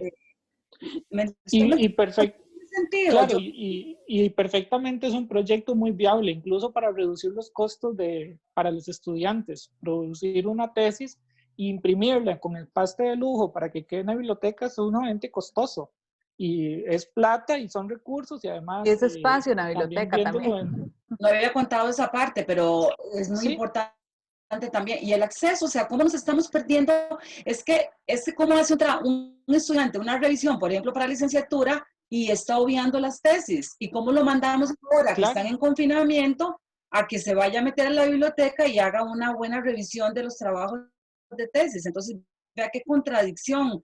Aquí, Sí, Yo sí, creo que sí. las tesis son tan valiosas que yo no entiendo por qué no están para consulta en PDF. Nunca lo he entendido, la verdad. aquí hay un asunto Sí, yo también que es un tampoco. trámite, porque bueno, sí hay escuelas que están pidiendo la tesis en disco, ¿verdad? Yo sé que sí hay como 5 que sí se tienen que entregar físico, ¿verdad? 5 copias, pero uno Ujú. puede entregar también una versión en físico y la puede ir a dejar a la Carlos Monge o a la Tinoco o así. Pero hasta uno mismo puede ingresar a Kerouac, crearse su usuario y puede subir la tesis de manera automática. Digamos, yo como persona, como Ujú, estudiante, yo ujú. puedo inscribirme, subir la tesis y que quede de libre acceso ahí. No hace falta el trámite en la biblioteca. Kimberly, tal vez si Señor, me Ahora, permiten, ¿sí? ¿me escuchan? Sí. sí, Ajá. Sí, desde 2018, de la coordinación del ECO, el CIP ya estaba facilitando una especie de consentimiento para que una vez el estudiante defendiera su TFG, de una vez diera el consentimiento para subirlo de manera virtual al repositorio Kerouac. Ajá. Yo salí, apliqué a principios de 2019 la coordinación de carrera y no sé qué ha seguido sucediendo después pero sí puedo decir que desde finales de 2018, desde medio año en adelante, la práctica se estuvo realizando ya y prácticamente todos los trabajos defendidos, el estudiante de una vez daba su consentimiento y se subían, ¿sí? Entonces ya Ajá. deben haber algunas del ECO. Tal vez sí, de acuerdo totalmente con él y preocupado porque si un estudiante no da el consentimiento, a veces por no hacer un trámite, de la tesis queda ahí guardada Exacto. igual en la biblioteca, ¿verdad? Ajá, pero Cuando ahí es donde la podemos etapa, promover, como como docentes, es donde podemos promover que ellos mismos hagan la publicación. O sea, porque le están dando el consentimiento al CIFDI para que el CIFDI eh, lo suba. Pero sí, uno, tal voy a, vez el voy, tema es, en algo tan importante, ¿por qué no viene desde arriba, verdad? Es Una correcto. exigencia Ajá. que, sí, que el ¿Puedo hacer estudiante, una ok, intervención? tenga que asumirlo. Ujú. Sí, Sí, Adrián. en ese sentido, perdón, en ese sentido, viera que hay que tener mucho cuidado cuando uno quiere uno mismo autopublicar, ¿verdad? Porque a veces hay personas que dicen, no, no, no, yo la burocracia no, y yo voy a meter mi artículo, mi tesis en un repositorio de acceso libre. Bueno, eso está perfectamente válido, usted es dueño de su propio conocimiento. Pero viera que a nivel, por lo menos de las experiencias que hemos escuchado de revistas, hemos detectado que hay personas que, por ejemplo, han encontrado artículos científicos de revistas de la Universidad de Costa Rica vendiéndose en Amazon. Ajá. O también hemos visto artículos de personas que, por ejemplo, publican sus trabajos de investigación y como el tico no lee, porque me meto en ese canasto, ¿verdad? A veces nada más le damos a aceptar a todo para hacer el trámite más rápido. Y cuando nos damos cuenta, no supimos qué fue lo que dijimos que sí, y los trabajos aparecen. Por ejemplo, una vez me pasó con un autor que subió supuestamente a un repositorio de preprints, ¿verdad? Para que le hicieran como una retroalimentación de su trabajo de investigación. Resulta que el señor me escribió muy asustado porque su artículo había sido publicado por una revista china donde él ni siquiera tenía idea de por qué fue que llegó a dar el artículo allá. Y claro, había dado a aceptar a todo muy sencillo, y cuando se lee las políticas del sitio, y las políticas del sitio permitían que cualquier persona se apropiara de esos trabajos y los publicara, porque la licencia así lo permitía. Que de hecho la próxima vez que nos veamos, uno de los temas es dónde termina el derecho de autor, qué son las licencias y cuáles son esos permisos que las licencias otorgan, ¿verdad? Entonces, ¿se puede publicar de forma autónoma en repositorios? Sí, sí se puede. Lo que pasa es que también hay que tener un conocimiento en cuanto a lo que son contrataciones, porque por lo general esos sitios le van a pedir aceptar ciertas condiciones, y esas condiciones pueden, digamos, deteriorar la calidad de lo que uno quiere publicar, o incluso, como le pasó a esta persona, de que personas lucren, ¿verdad? O hagan obras derivadas cuando uno ni siquiera está pendiente o no está al tanto de eso. Por lo menos la Universidad de Costa Rica, aunque sea un proceso más lento, sí tiene ya muy bien establecido dónde va a poner sus trabajos virtuales, con qué licencias es que esos trabajos van a salir, y cuáles son los derechos legales que esas personas van a seguir manteniendo y cuáles son los que la universidad ostenta. Entonces, por supuesto, si yo publico mi tesis en Kerguá y después veo que la están vendiendo en Amazon, yo tengo una entidad física que es la Universidad de Costa Rica, que fue la que se hizo responsable de ese trabajo, y yo puedo decirle, bueno, pero ¿qué pasó aquí? Si fue una fuga, digamos, del trabajo, o fue que alguien no tuvo cuidado y mi trabajo simplemente se lo llevaron, ¿verdad? Se lo Si yo, por descargó y lo ejemplo, vendió. como autor, exacto, si yo como autor lo publico de forma independiente y pasa eso, pues perdí yo todo mi trabajo, todo mi esfuerzo, porque no van a ver, bueno, tendría que ir a un tribunal internacional y demás, pero de muy poca gente va a enfrentarse a algo tan complejo, ¿verdad? Entonces habría que tener bastante cuidado. En el caso de la universidad, por lo menos, es que ya estas cuestiones, Proinova y también la oficina jurídica de la universidad ya lo han estudiado y ya han analizado esta cuestión del riesgo.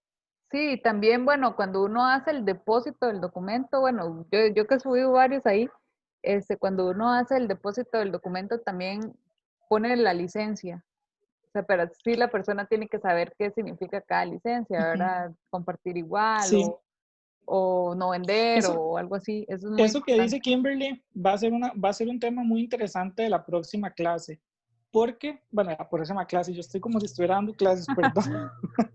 Va a ser La muy costumbre. interesante la próxima conferencia o taller que tengamos. Es la costumbre, sí. Porque muchas veces las personas no entienden que los derechos de autor son irrenunciables, intransferibles, como nos decía Daniela, pero que las licencias son como, por decirlo así, mecanismos legales donde esos derechos se pueden alterar de cierta forma, bajo ciertas condiciones, y yo doy un permiso de uso. que eso, bueno, ya es como adelantando ese tema. Pero, como dice Kimberly, ¿verdad? Entonces uno pone la licencia y automáticamente hay un respaldo legal que indica que es a lo que yo estoy dando permiso. Desde la más abierta, que es la del dominio público, hasta la más restrictiva, que es simplemente citarla, ¿verdad? Bueno, si ustedes se Pero, dan cuenta, la presentación que nosotros redundantemente presentamos hoy tiene una licencia específica por si ustedes después quieren usar esa información. sí, ahí está, ¿a dónde está el inicio? Sí, sí, Sí, eso es como curarse en salud, poner esa licencia, porque las personas a veces se quejan de que crean recursos y que después otras personas, sobre todo ahora con el tema de la virtualidad, lo usaron, lo modificaron, lo compartieron sin permiso y pues no dejaron en claro cuáles eran los derechos y a través de la licencia ya se cura totalmente, totalmente en salud. Pero si ustedes se fijan, esa licencia siempre piden que se cite al creador, siempre. No hay ninguna que señale lo contrario, por lo mismo, ¿verdad? Porque esos derechos morales, como les decíamos antes, no se pueden negar, no se pueden rechazar, no se pueden transferir, nada, absolutamente nada. Ese derecho siempre se reconoce. ¿Alguna otra consulta o comentario? Si alguien quiere mencionar algún tema específico para abordar en la próxima sesión, lo pueden hacer ahora, lo pueden pensar en la almohada y después se lo pasan a sí, Kimberly. Pueden pasar por correo. Ajá. perdón. La propuesta que nosotros tenemos para la próxima sesión más o menos es modelos de citación para que se enteren también un poco como del contenido. Son modelos de citación, licenciamiento y casos específicos de licencia. Entonces, no sé si alguno quiere que toquemos algún tema en específico o no sé si se me está escapando algún tema. Déjenme nada más revisar. Bueno, vamos a hablar también, bueno, sí, citación. Yo quería proponer, APA. porque ustedes hablaron de toda la legislación, bueno, un poco de la historia a nivel, desde que inició, obviamente, si es historia, ¿verdad? Luego la legislación costarricense, pero quizás también la parte ya propiamente de la institución, ¿verdad? La legislación que tiene La la U. universidad, exacto, para evitar estos procesos y no sé, respetando la licencia que ustedes nos dicen, pero que imagino una presentación de ustedes,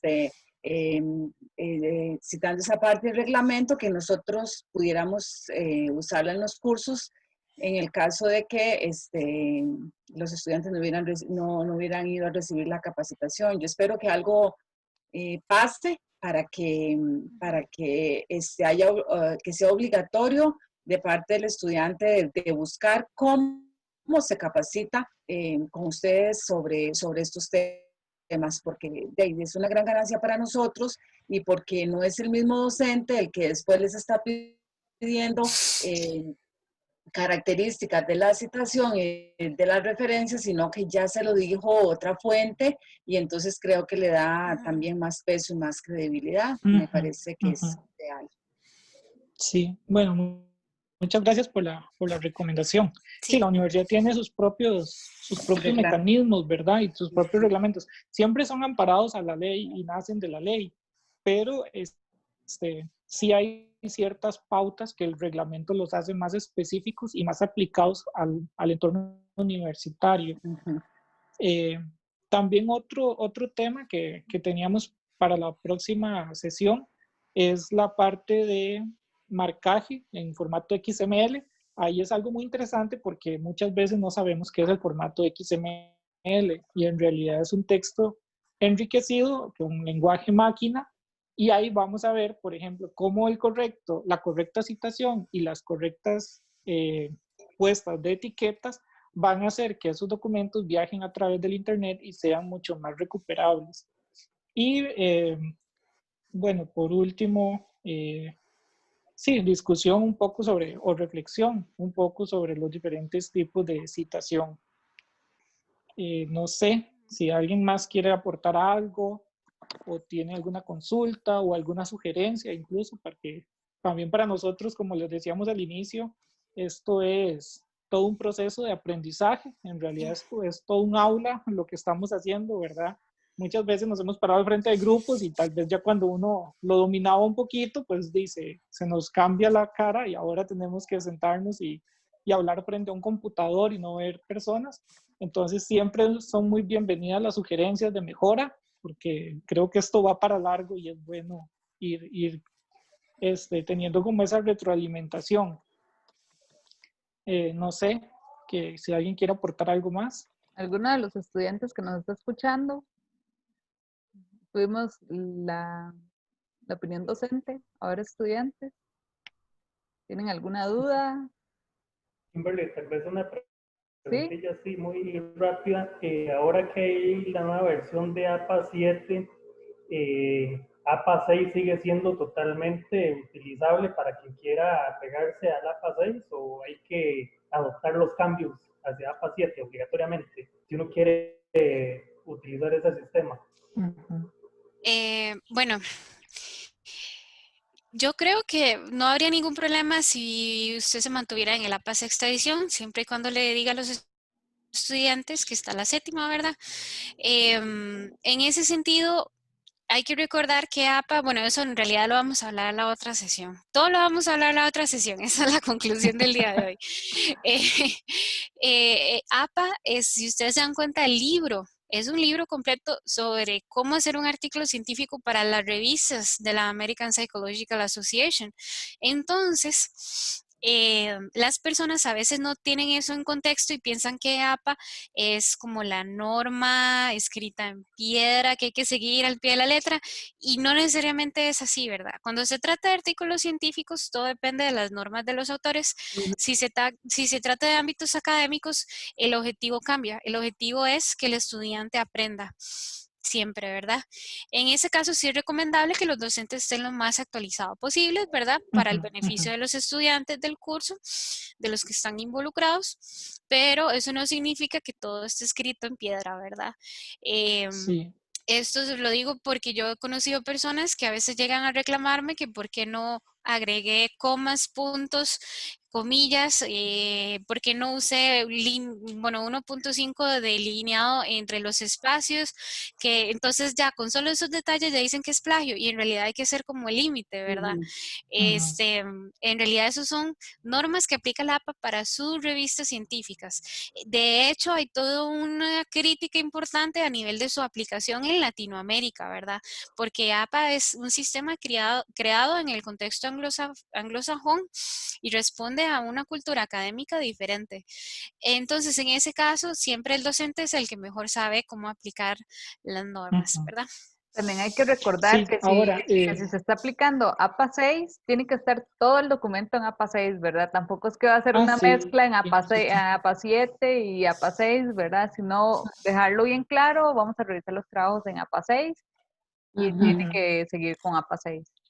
Ahora, la recomendación, la semana antepasada yo tuve una actualización, bueno, una capacitación para el modelo nuevo de APA, APA 7, y fue muy interesante porque realmente APA cambia muchas cosas. En la versión de APA 6 al APA 7 hay bastantes cambios. La recomendación de la unidad de referencia del CIPDI es aplicar APA 7 desde ya. O sea, ya no seguir con la continuidad de APA 6. Sin embargo, yo le mencionaba a la muchacha que es muy difícil porque en realidad son manuales muy caros y no se encuentran de forma libre. No existe. Yo he tratado de buscar y buscar y no existe un manual completo de APA libre. No sé cómo hacen, pero no existe. O sea, existe el capítulo 6 y 7 que son de referencias, en este caso pues son 9 y 11 porque metieron otros capítulos, pero no existe un capítulo de APA. Ahora, no sé si saben, pero la unidad de referencias de la Universidad de Costa Rica creó una guía rápida de aplicación de APA. Y es bastante buena en realidad porque toma todos los ejemplos de las formas de citación y de referencia. Y además de eso, fue un poquito más allá, porque gracias a la estructura que nosotros tenemos, de la forma, bueno, nuestra estructura legislativa, nosotros no podemos aplicar APA para hacer citación de documentos legales, como decía Daniela. Entonces, en ese documento que el CIDI hizo, recogió, se hizo la consulta a la Escuela de Derecho y ellos, a la Facultad de Derecho, y ellos ayudaron a crear la forma correcta para citar documentos legales en Costa Rica. Entonces es un material bastante valioso y lo pueden consultar en cual la revista de Ciencias tiene un apartado de referencias y citas y ahí pueden ver diferentes modelos de cómo citar citas y referencias y pueden descargar el manual del CIDI. Entonces creo que también sería como un buen aporte. Yo de momento coincido con Daniela, mientras se cite se puede seguir utilizando APA 6, lo importante es que esté citado. Lo importante es que no cometan plagio. Exacto. Ajá. Exacto. Coincido Y plenamente. además, Sí, esa guía yo se las además, puedo enviar ahora con, bueno, con una pequeña encuesta que vamos a tener también sobre, bueno, sobre si la yo se la charla. había pasado Entonces, a Kimberly, ¿verdad? sí, Sí. Pero que, yo tengo una duda. ¿Qué piensan ustedes, por ejemplo, lo que yo hago es recoger el criterio como de las revistas que publica la Universidad de Costa Rica y también fuera, en el campo, por ejemplo, el laboratorista químico en diferentes campos, y siempre les doy a los estudiantes, les paso artículos que les digo que son artículos modelos para que ellos vean la forma de citación, porque Sí. estas revistas generalmente aplican APA, les hablo de la revista de Agricultura Mesoamericana, la revista de Agricultura, la corriente que tiene la misma educación es que en las ciencias sociales es un poquito diferente, pero así les bajo otras de química de las universidades de Colombia, etcétera, y les paso como 10 y los pongo a veces a hacer el ejercicio de que me digan qué diferencias se encuentran. Biología tropical, por ejemplo, que es indexada y además es arbitrada, ¿verdad? Entonces, porque estas revistas lo que hacen es que, digamos, la mayoría de ellas, después de 3 autores, siempre ponen et al, ¿verdad? Ya no, porque APA dice que la primera vez, si son, no sé, creo que hasta 7, ya, porque sí, igual eso se le va olvidando a uno, se ponen todos y ya después pone et al, pero estas revistas desde la primera vez usan et al, por ejemplo, ¿verdad? Sí. Entonces, a mí me parece que es como más expedito, entonces yo lo veo con ellos y sí, pues llegamos a un acuerdo en cómo lo van a hacer. Yo siento que esto no les va a afectar tanto si pasan otro curso y el profesor les dice, no, pues les van a poner todos los 5 la primera vez o los 7, yo creo que después del 7 ponen todos, pero al fin y al cabo el espíritu es el mismo, o sea, no es una gran diferencia, como lo decía creo que Daniela, lo que les estábamos enseñando es a referenciar, a evitar el plagio, ¿verdad? Y entonces, yo no siento que sea tan terrible pasarse de una forma de citación a otra. Hay revistas como Nature y Science que es obvio que por la economía de espacio, ¿verdad? Usan solamente la citación por números. Pero yo creo que, bueno, quizás muchos no van a coincidir conmigo, pero yo creo que la citación con números primero debería hacerse con apellidos del autor y aprender cómo es ese sistema y después pasar a la numeración, ¿verdad? Es mejor, yo creo que cuando... No, perdón, doña Ida, que le corrija un momentito. Claro. Es que esos son diferentes modelos, Exacto. diferentes modelos de citación. Ajá. La citación con número es de Vancouver, no es de APA. Entonces, eso está cruzando los modelos. Ahora, las revistas de nosotros, que son revistas indexadas, porque así nos lo solicita también la universidad, no podemos alterar la norma. Por ejemplo, APA 6 dice, se tiene que citar hasta un máximo de 5 autores la primera vez y las siguientes se utilizará el et al. Nosotros como revista no podemos cambiar eso, porque si cambiamos eso ya nosotros no estamos aplicando APA, estamos aplicando un modelo de nosotros. En eso sí hay que ser muy enfático, porque vieras que a nosotros como editores de revistas nos sucede mucho. La revista, como editores nosotros tenemos que asegurarnos 100% que todos los artículos vayan perfectamente citados, porque cuando los indexadores recolectan esa producción de la revista, si ellos ven, por ejemplo, que la norma no se aplicó tal cual dicen bueno, tal cual está en el manual de APA, no se aplicó en el artículo, inmediatamente nos dicen, no, su revista no está aplicando APA, está aplicando un modelo particular y eso no vale, porque nosotros tenemos una política que indica que nosotros aplicamos APA en sexta edición. Entonces, esa es la que hay que aplicar. Y, por ejemplo, APA 7 sí trae varios cambios. APA 7 dice, no, desde el inicio, si son 3 o más, usted pone et al, ni siquiera tiene que mencionarlos, pone de una vez et al y el primer apellido, por ejemplo. Pero en las referencias, que antes era hasta 8 o más y se ponían los 3 puntos, ahora APA dice, no, en las referencias se ponen hasta 20 y si vienen 20 autores, ponen los 20. Entonces, Bueno, ya, sí. ya nosotros... ¿ah? Sí, es que ya me acordé nosotros, perdón, me acordé de un caso de una carta que firmaron varios científicos y eran más de 100 y cuando trabajaba en la Vicerrectoría de Investigación tuvimos que hacer el marcaje de los 100 autores. Sí, sí. Entonces, sí, esos casos siempre son extraordinarios, pero a veces las normas no abarcan absolutamente todos los casos posibles en este contexto específico y pues siempre hay que ser como, hay que tener un detalle, hay que pensar esas cosas bien. De acuerdo. sí, entonces en ese sentido sí es importante indicarle al estudiante que tiene que aplicar y aplicarlo bien, porque cuando, por ejemplo, nosotros como editores somos muy buenos y les hacemos las observaciones. Si usted manda un artículo a biología tropical mal citado, se lo rechazan de inmediato.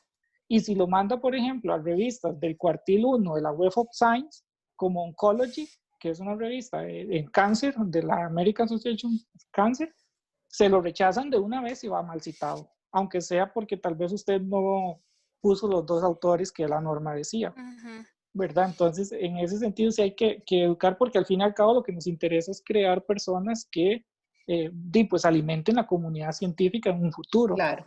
Sí. Y bueno, creo que ya vamos cerrando la sesión de hoy. Sí, Vamos a enviar un documento, una pequeña encuesta para también plantear, bueno, evaluar la actividad y también como para que nos planteen otras inquietudes que tengan para la próxima semana. Y así ya veremos cómo nos organizamos para evacuar todas las dudas. Si hay que hacer alguna sesión más, ya le tocaría a la biblioteca buscar el día y el recurso, ¿verdad? Pero ya por hoy ya cerremos acá.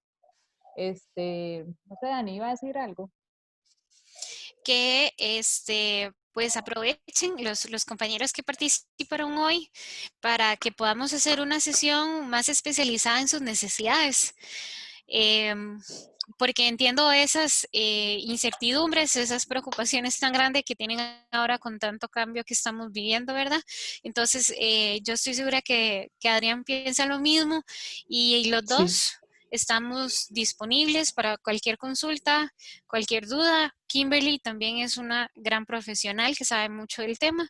Entonces, todo esto es con el fin de poder darles un apoyo en este proceso tan complicado, ¿verdad? Entonces, muchas gracias más bien por haber estado pues todo este rato escuchándonos hablar. Sí, muchas gracias, porque a veces lo rico no es tanto la presentación, sino la discusión que se genera en torno a las presentaciones, y eso es bastante interesante lo que es, digamos, en este tema de virtualidad, que permite como esos espacios para crear discusiones bastante extendidas. Entonces, más bien, muchísimas gracias por la colaboración de todas y todos, y esperamos vernos aquí dentro de 15 días. Listo. Muchas gracias a todos y que pasen bonita tarde. Que les vaya bien. Sí, Esteban, tal vez sí podríamos evaluar, hacer con los principales cambios de APA 6 a APA 7, pero sí sería otra sesión todavía más adelante. Y yo les sugerí por ahí, si ese documento que ustedes tienen, que ya lo han elaborado y lo han afinado, como ya tiene licencia, igual eso, o que nos dan un sitio donde está permanentemente y se lo subimos a los estudiantes, verá que yo creo que sería lo mejor. Yo lo que hago es recoger todos los correos que ustedes mandan, que van a dar capacitación sobre esto, que encuentran tal cosa, y los hago como en un solo... y se los subo, digamos, en un foro para que tengan ahí donde bajar y consultar, pero tal vez sería una manera de de que Sí, tengan acceso a esa información y con una producción desde la biblioteca también. Sí, claro. sí, bueno, en la página de la revista de Ciencias de la Información de la Escuela de Bibliotecología, en la parte de directrices Ajá, o envíos, ahí está, al final hay una pestaña que dice citas y referencias. Al final está el enlace al documento del CIBDI y en esa sección de la plataforma hay ejemplos y hay recomendaciones también a nivel lingüístico de cómo elaborar citas y referencias. muy bien, muchas gracias, sí, está bien. Bueno, compañeros, que les vaya bien y muchísimas Gracias, gracias hasta por la luego. presentación. Bueno, muchas Hasta gracias. luego. Hasta Gracias a luego. todos. Hasta luego, gracias.